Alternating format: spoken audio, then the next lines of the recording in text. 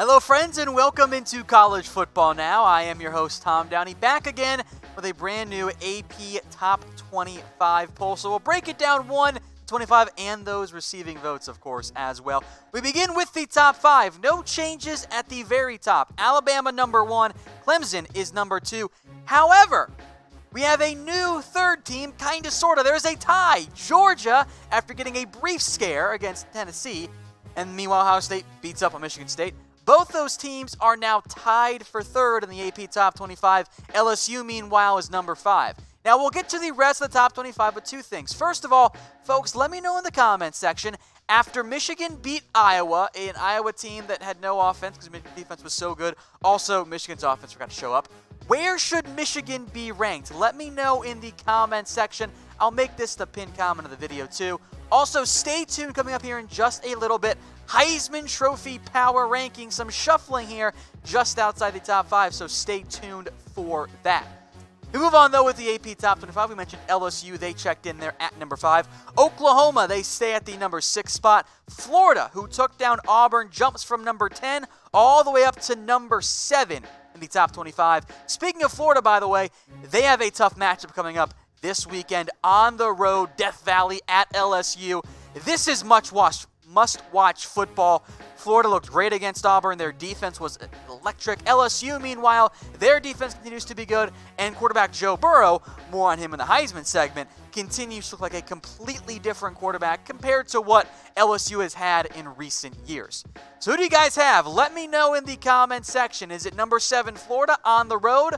Type F. Or if you've got the home team, the favorite LSU, go ahead and type in a number 5 there. Me, I got LSU. If it was a road game, I would maybe feel a bit differently, but LSU is on fire. The offense looks great, and they're at home. I'm going to take the Tigers. Number 8, the Wisconsin Badgers. Number 9 is the Notre Dame Fighting Irish. No changes there. Penn State, though, they jump up from number 12 into the top 10 at number 10. They actually jump over Texas. Now, Penn State, of course, is undefeated. Texas, a one-loss program.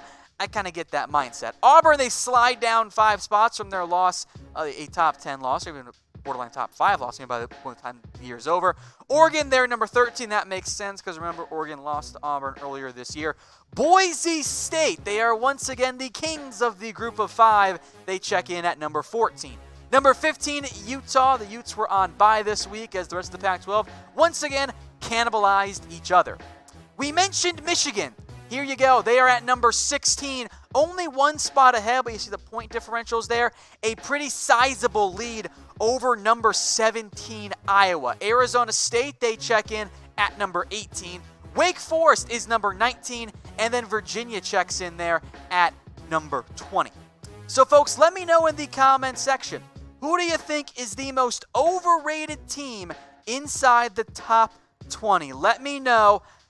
I might take a surprise pick here. I never really bought into Iowa.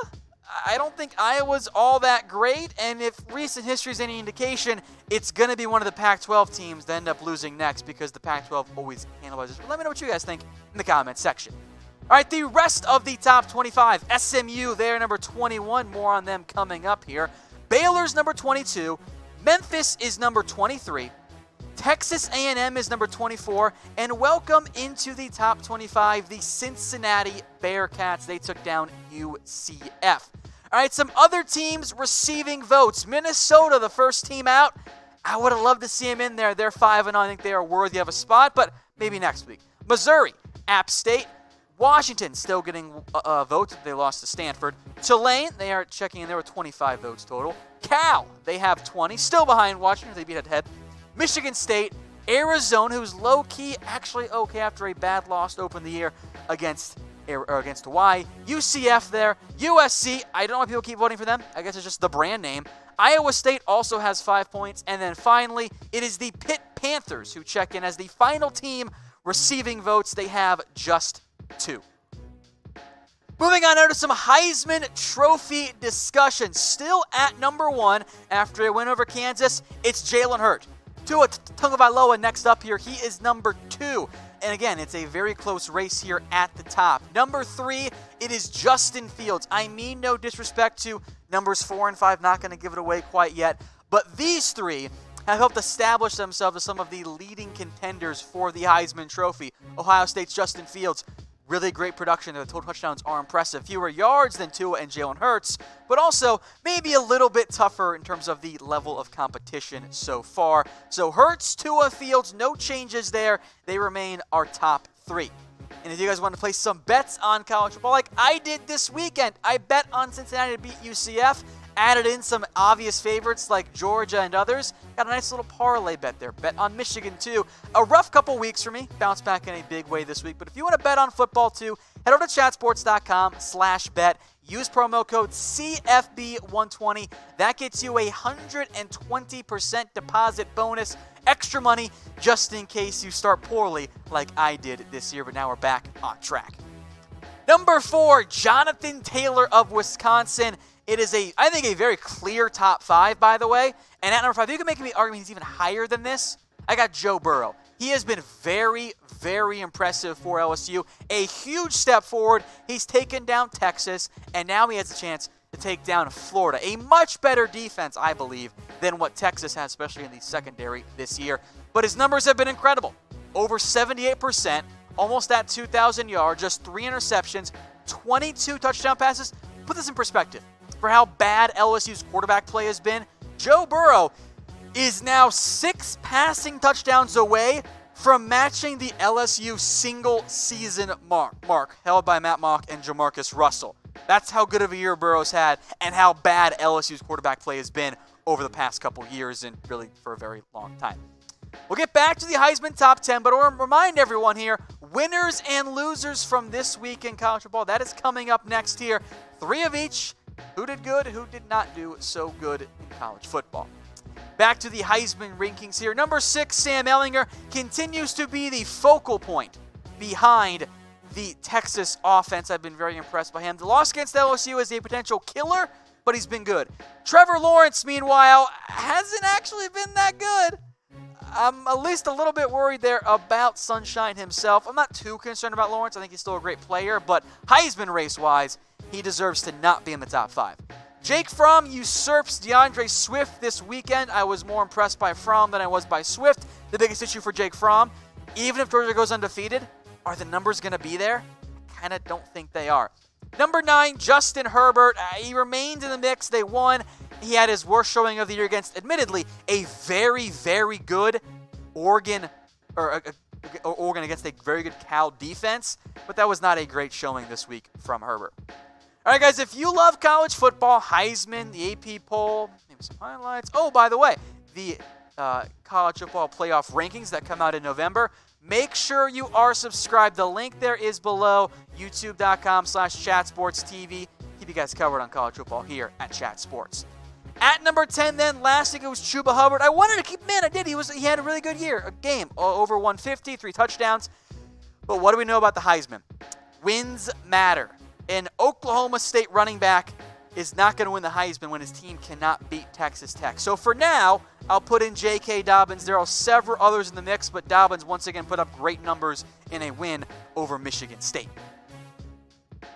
On now to the Week 6 winners and then some losers too. My first winner, SMU. I will be honest, I thought they were going to lose the game. When they were down by 21 points in the fourth quarter, I went, well, that was a fun run there, SMU, but you're no longer ranked there inside the top 25. And then they changed their mind. They ran from a 21-point fourth quarter deficit to win in triple overtime against Tulsa. Was it pretty? Not really. That is not the high-quality win. You want a close one against the 2-3 Tulsa team? Blech. But winning is what matters. Give SMU credit there. They continue to climb up the AP top 25.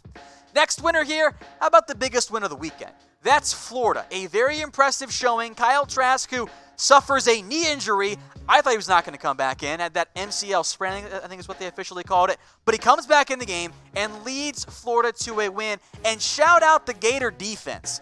Auburn was 2 of 15 on 3rd and 4th downs. A bunch of 3-and-outs for both sides. LaMichael P. Ryan, Auburn didn't want him. He showed them in this one.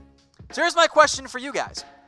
What SEC team is the biggest threat to Alabama? Is it LSU? They have my vote right there. What about Georgia? Florida now impressed as Auburn fall out of that discussion there. Alabama is still the king of the SEC, but there are several big threats this year for Alabama. Auburn, LSU, Florida now chief among them. Of course, Georgia in there as well. Let me know what you guys think in the comment section.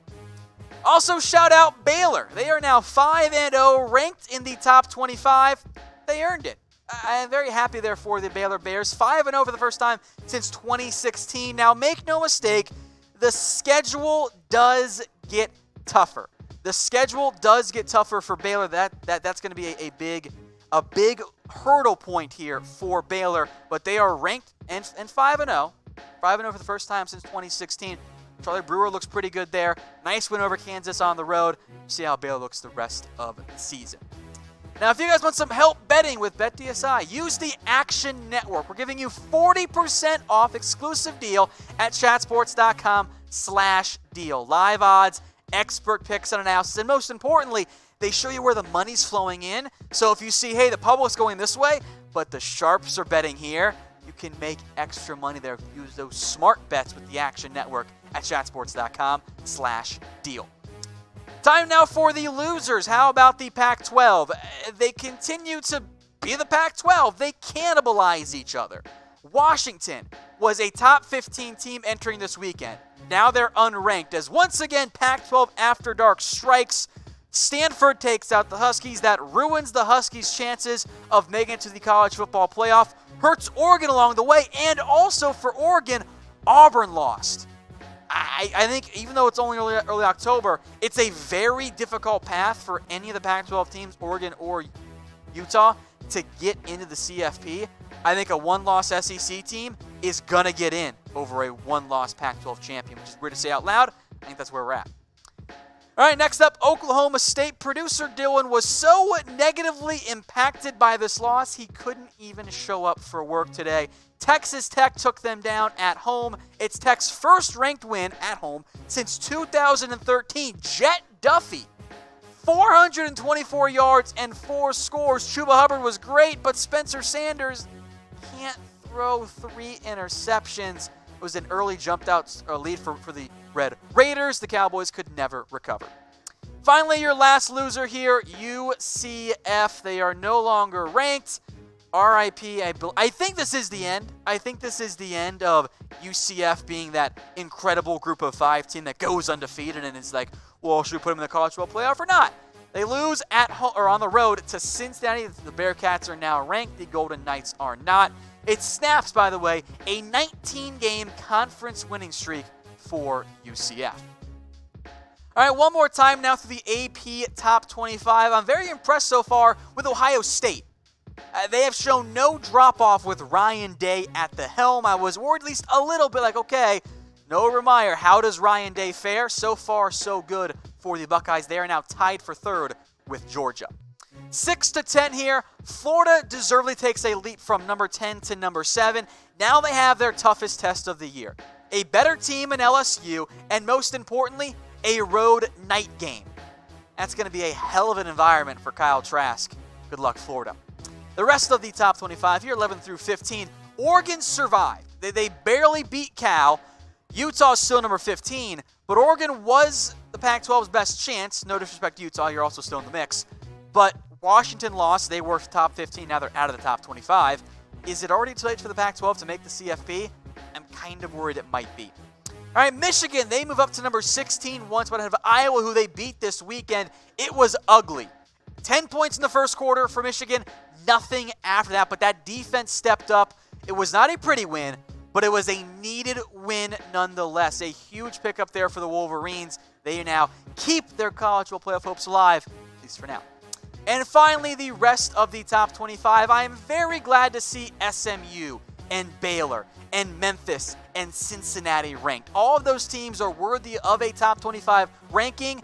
The AP pollsters in the past have been like, oh, we're going to put this 2-loss team in there. They did not do it for Baylor or for Memphis or Cincinnati. I'm very glad about that. We'll see how long their stays actually are, though, in the top 25.